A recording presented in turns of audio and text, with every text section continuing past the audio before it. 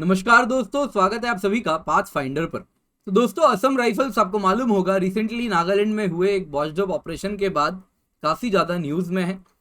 And इसी में बहुत ज़रूरी है कि हम असम राइफल्स के ऑपरेशनल स्ट्रक्चर कैसा है, कैसा डुअल कंट्रोल स्ट्रक्चर है, वो सब हम जाने।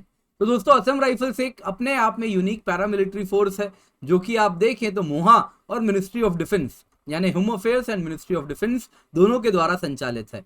तो आइए आज की इस क्लास में हम असम राइफल्स के बारे में जानेंगे एंड क्या स्ट्रक्चर है इसका, कंट्रोल स्ट्रक्चर कैसा है, इस पर चर्चा करेंगे। तो दोस्तों, न्यूज़ में क्या है, क्यों ये सब हम डिस्कस कर रहे हैं, क्योंकि आप सबको मालूम होगा नागालैंड में मोन डिस्ट्रिक्ट में एक वॉच्ड अप ऑपरेशन हुआ, जिसके बाद आप देखें तो अब तक 15 से ज़्यादा सिविलियंस उनकी जान चली गई, जो कि कहीं इंटेलिजेंस फेलियर थी और जिसका ये नतीजा बना। और उसके बाद लोगों में जाहिर था काफ़ी आक्रोश देखने मिला इस पूरे डिस्ट्रिक्ट में। और उसके बाद काफ़ी ज़्यादा असम राइफल्स के जो स्टेशंस थे उन पर भी आप देखें तो वैंडलिज्म किया गया। एंड इसके बाद असम राइफल्स काफ़ी ज़्यादा न्यूज़ में है। तो बहुत ज़रूरी है यहाँ पर हम असम राइफल्स के बारे में जानें। तो हमारा पर्पस है एग्जाम पर्सपेक्टिव से असम राइफल्स का कैसा कंट्रोल है, इसको हम ज़रूर जानें। तो न्यूज़ में क्या है, इसके साथ आप देख सकते हैं असम राइफल्स का क्या डुअल कंट्रोल स्ट्रक्चर है और क्या डिमांड हो रही है। तो ये सब हम आज की क्लास में जानने वाले हैं। तो एक सवाल है आपसे, तो अगर आपको मालूम है तो आप ज़रूर आंसर कर सकते हैं। तो अगर मालूम है तो अभी कमेंट करें, नहीं तो क्लास के बाद इस पर हम चर्चा करने वाले हैं। तो दोस्तों, मेरा नाम किंजल चौधरी है और आप मुझसे मेरे टेलीग्राम चैनल पर जुड़ सकते हैं, जहाँ पर लेक्चर के बाद आपको PDF अपडेट्स मिल जाएंगे। साथ ही साथ नीचे डिस्क्रिप्शन बॉक्स में शो मोर में एक लिंक है, तो अगर आपको सब्सक्रिप्शन रिलेटेड कोई भी क्वेरी है आपकी, वो वहाँ पर आप पोस्ट कर सकते हैं। लोन रिलेटेड कोई भी इश्यूज है तो वहाँ पर आप उस फॉर्म को ज़रूर फिलअप करें। तो दोस्तों, अगर हम असम राइफल्स की बात करें तो असम राइफल्स, अगर हम मिनिस्ट्री ऑफ होम अफेयर्स की साइट में जाएं और वहां पर देखें सेंट्रल आर्म्ड पुलिस फोर्स कौन कौन से हैं, तो उनकी एक लिस्ट दी हुई है, जिसमें आपको दिखेगा असम राइफल है, BSF है, CISF है, CRPF है, ITBP है, NSG है एंड सशस्त्र सीमा बल है। तो ये सब अगर आप सबके सब अगर आप देखें तो सेंट्रल आर्म्ड पुलिस फोर्सेज की कैटेगरी में आते हैं। लेकिन दोस्तों, यहाँ पे 2011 का एक सर्कुलर है, जो कि एक RTI के रिमार्क में जवाब दिया गया है। तो उसमें आप देख सकते हैं, तो मिनिस्ट्री ऑफ होम अफेयर्स का जो क्लासिफिकेशन है वो आप देखें तो सेंट्रल आर्म्ड पुलिस फोर्स एक क्लासिफिकेशन है, जिसमें CRPF, BSF, ITBP, CISF, SSB को डाला गया है। और इसके सिवा एक क्लासिफिकेशन है सेंट्रल पैरा मिलिट्री फोर्स, जिसमें अभी भी असम राइफल्स को इंक्लूड किया जाता है। तो लूजली इन सातों को वैसे तो पैरा मिलिट्री फोर्स कहा जाता है, जो कि आप यहाँ पर स्क्रीन पर देख रहे हैं। लेकिन पैरा मिलिट्री फोर्सेज वो फोर्सेज हुए जो कि इंटरनल सिक्योरिटी का काम कर रहे हैं, लेकिन इनका organisational structure, work culture, work ethic काफ़ी ज़्यादा आर्मी से इंस्पायर्ड है और काफ़ी हद तक आर्मी के ही लाइंस पर बनाया गया है। तो इस तरीके से अगर आप देखें तो असम राइफल्स इस सर्कुलर के मुताबिक भी क्या है, एक सेंट्रल पैरामिलिट्री फोर्स है। इसके सिवा आप अन्य सेंट्रल पैरामिलिट्री फोर्स देखें तो स्पेशल फ्रंटियर फोर्स हो जाती है, कोस्ट गार्ड हो जाती है, जिनका काम इंटरनल सिक्योरिटी का है, लेकिन इनका वर्क कल्चर कहाँ से आ रहा है, तो मिनिस्ट्री ऑफ डिफेंस एंड जो डिफेंस फोर्सेज का होता है, आर्मी का होता है, कुछ उसी प्रकार से मिलिट्री का होता है, कुछ उसी प्रकार का आपको देखने मिल रहा है। तो Assam rifle one of the CAPS भी है और अगर आप देखें तो एक पैरामिलिट्री फोर्स भी है। तो दोनों याद रखिएगा। इसके सिवा आप देखें तो असम राइफल की जो उद्देश्य है, जो पर्पस है, वो है कि जो इंडिया म्यांमार बॉर्डर है उसको प्रोटेक्ट करना।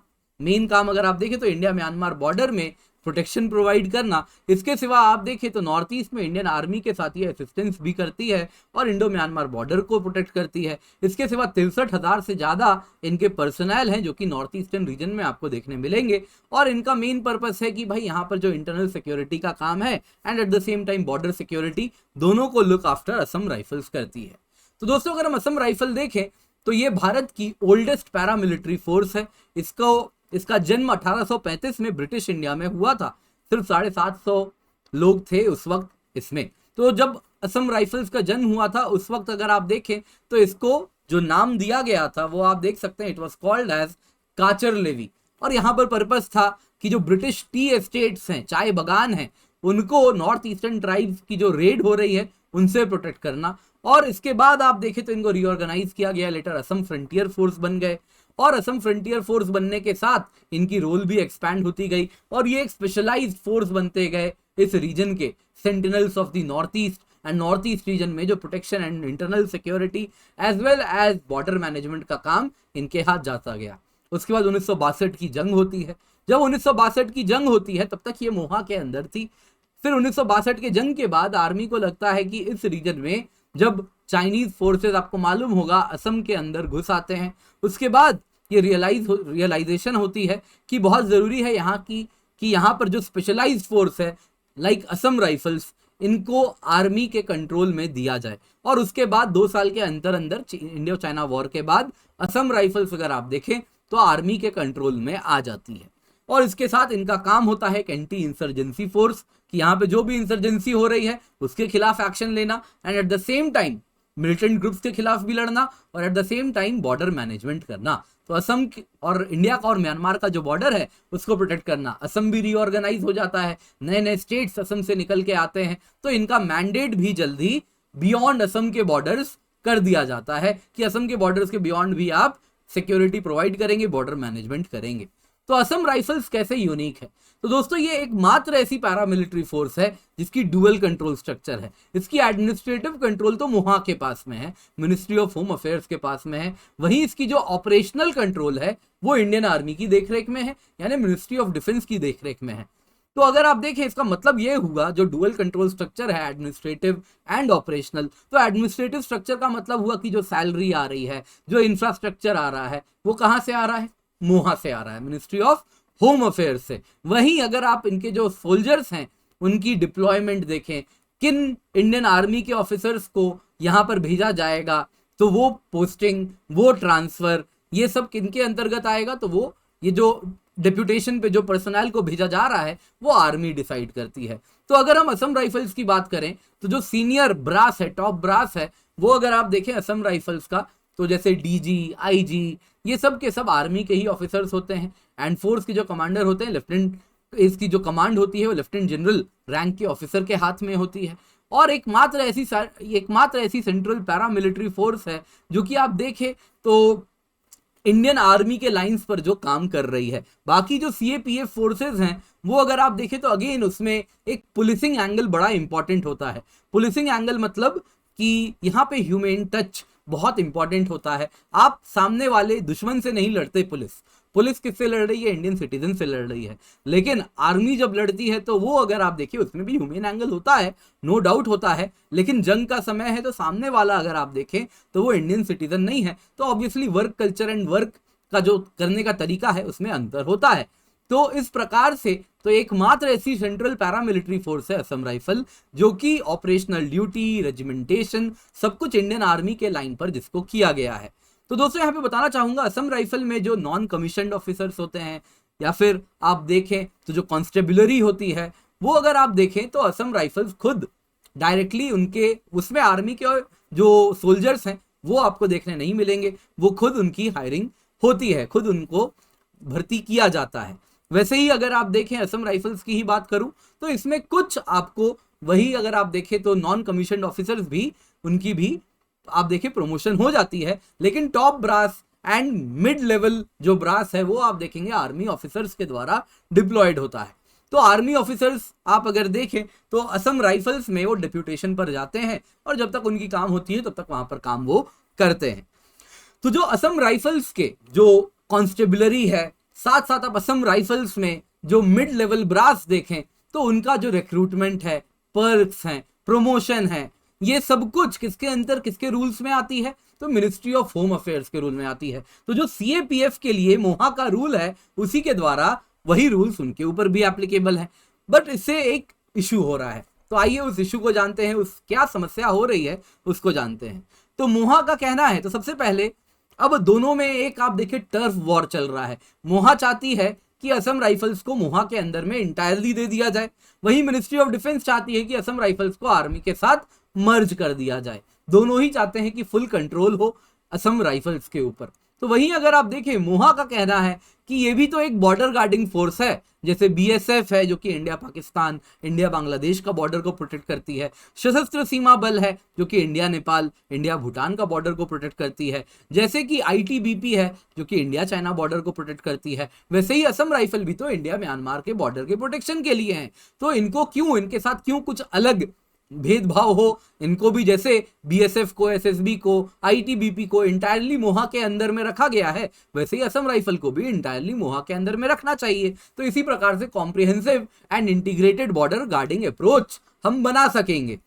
वही मोहा सोर्सेज का कहना है कि असम राइफल्स अगर आप देखें तो इनकी जो फंक्शनिंग है 1960s में सेटअप की गई थी, जो कि जंग का समय था, और उसके बाद इसको आर्मी के द्वारा, इसका अगर आप देखें तो जो कंट्रोल था, ऑपरेशनल कंट्रोल आर्मी के द्वारा ले लिया गया। तो इनका जो काम करने का तरीका है वो अभी भी आर्मी के पैटर्न पे है, लेकिन जब आप पुलिसिंग कर रहे हैं, बॉर्डर एजेंसीज को प्रोटेक्ट कर रहे हैं, तो बहुत जरूरी है वहां पे कि जो सीएपीएफ का वर्क कल्चर है वो फॉलो होना चाहिए, क्योंकि end of the day you are dealing with Indian citizens. तो इंडियन सिटीजन्स के साथ जब आप डील कर रहे हैं तो पुलिसिंग अप्रोच ज्यादा इंपॉर्टेंट है। तो इसीलिए बहुत जरूरी है, इनका कहना है कि असम राइफल्स को मोहा के अंदर ले लेना चाहिए। वहीं अगर हम मिनिस्ट्री ऑफ डिफेंस की बात करें तो उनका कहना है कि भाई सब काम तो ठीक चल रहा है, तो क्या जरूरत है वो, why to fix what is not broken.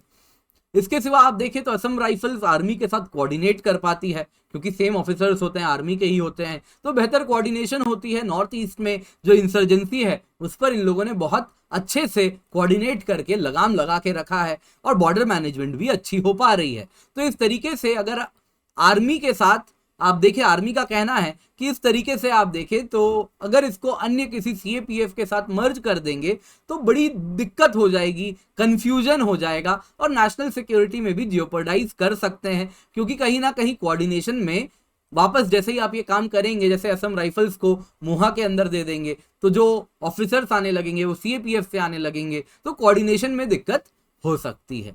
वही असम राइफल्स पर्सनल अगर आप देखें तो उनका भी एक अलग ग्रीवेंस है।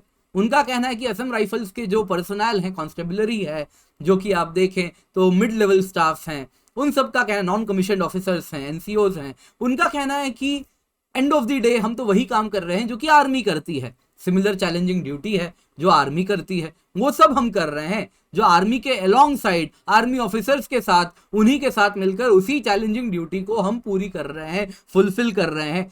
फिर क्यों हमारे साथ हमें कम ग्रेड पे क्यों मिलता है? वही काम अगर आर्मी के जो एनसीओ होंगे, नॉन कमीशन्ड ऑफिसर होंगे, उनकी सैलरी काफी ज्यादा होगी कंपेयर टू असम राइफल्स के जो सेम काम के लिए, जो वही काम अगर असम राइफल्स के जो वहां पे एनसीओ होंगे तो उनकी ग्रेड पे कम होगी। तो ये क्यों? उनके पर्क्स कम होंगे, तो ये क्यों? तो इसलिए इनकी डिमांड है कि इनको एमओडी के अंदर डाल दिया जाए, असम राइफल्स को डुअल कंट्रोल स्ट्रक्चर ना दे। तो दोस्तों यही इशू था एमएचए एंड एमओडी का। तो असम राइफल्स अभी भी डुअल कंट्रोल स्ट्रक्चर क्यों फॉलो कर रही है? क्योंकि 1962 वॉर का अभी भी आप देखें तो वही तरीका फॉलो किया जा रहा है, क्योंकि 1962 के जंग के बाद ये रियलाइजेशन हुई थी कि इस इलाके में स्पेशलाइज्ड फोर्सेस चाहिए और ये आर्मी के कंट्रोल में रहेगी तो बेहतर परफॉर्म कर पाएगी। तो तब से ये डुअल कंट्रोल स्ट्रक्चर चला आ रहा है। तो आज का सवाल था, इनमें से कौन सा एक्सरसाइज है, मिलिट्री एक्सरसाइज है, जिसमें Indian army, navy, air force, coast guard सारे के एसेट्स इन्वॉल्व हो रहे हैं? तो आंसर आप कमेंट सेक्शन में मुझे बता सकते हैं। तो दोस्तों answer is B, that is exercise Kavach. Exercise Kavach अगर आप देखें तो large and joint military exercise है, जिसमें technical, electronic, human intelligence as well as assets of Indian army, Indian navy, Indian air force, Indian coast guard सभी का इस्तेमाल किया जा रहा है। ये एक्सरसाइज किसके लीडरशिप में कंडक्ट किया गया? अंडमान एंड निकोबार कमांड, जो कि भारत का आप देखें तो एकमात्र जॉइंट फोर्सेस कमांड है, तो वहां पर इसको किया गया। तो दोस्तों आज की क्लास पसंद आई हो तो लाइक जरूर करें, अपने दोस्तों के साथ इस वीडियो को शेयर करें।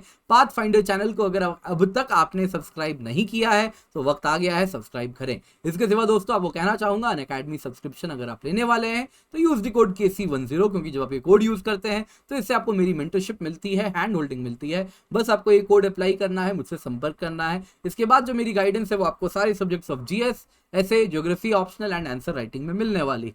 तो आप निश्चिंत होकर ये कोड अप्लाई करें और फिर मुझसे संपर्क करें। इसके सिवा दोस्तों एनुअल प्राइस हाइक तय हो चुकी है, 9 दिसंबर को होने वाली है, तो बस चंद दिन बचे हैं, वक्त जाया ना करें। 3 मंथ एक्सटेंशन भी आपको मिल रही है, तो अगर सब्सक्रिप्शन लेना है तो अभी जाएं, KC10 कोड अप्लाई करें और ये सब्सक्रिप्शन लें। इसके सिवा 12 दिसंबर संडे को यूपीएससी CSE कॉम्बैट है, सुबह 11 बजे 4 करोड़ की स्कॉलरशिप है, इसको अपने हाथ से जाया ना करें, KC10 कोड का इस्तेमाल करें और एनरोल करें। फ्री टेस्ट सीरीज है दोस्तों, आप देख सकते हैं स्क्रीन पर, इसका हिस्सा बन सकते हैं, और लोन की भी फैसिलिटी हम आपको प्रोवाइड कर रहे हैं, तो वो लोन की फैसिलिटी अपने हाथ से जाया ना होने दें। तो अगर आपको लोन लेना है तो डिस्क्रिप्शन बॉक्स में एक लिंक है, फॉर्म को फिलअप करें। साथ साथ दोस्तों बहुत सारे फीचर्स हैं, लाइव मेंटरिंग है, आइकनिक सब्सक्रिप्शन में प्रोवाइड करते हैं, डेली आंसर राइटिंग करते हैं, स्टडी प्लानर करवाते हैं, तो इसका फायदा आप उठा सकते हैं। 2 साल की प्लस सब्सक्रिप्शन की कीमत है 64,800 रुपए। 2 साल की आइकनिक की कीमत है 1,04,175 रुपए। ये सारी कीमत तब है जब आप KC10 कोड का इस्तेमाल करते हैं, तो इससे आपको 10% ऑफ और मेरी मेंटरशिप एडिशनल मिलती है। 1 साल की ऑप्शनल सब्सक्रिप्शन की कीमत है 24,750 रुपए। तो इसके भी तब है जब आप KC10 कोड का इस्तेमाल कर रहे हैं। इसके सिवा UPSC CSE बैचेस हैं, 8 दिसंबर से स्टार्ट हो रहे हैं, तो इनका हिस्सा बन सकते हैं। 1 ईयर बैच है, 2 ईयर बैच है, हिंदी बैच है, इंग्लिश बैच है, बाइलिंगुअल बैच है। तो आई होप आपको आज की वीडियो पसंद आई हो तो लाइक जरूर करें, अपने दोस्तों के साथ शेयर करना ना भूलें। एंड अनअकैडमी जब भी आए UC code KC10। Thank you so much for joining, have a great day and let's crack it.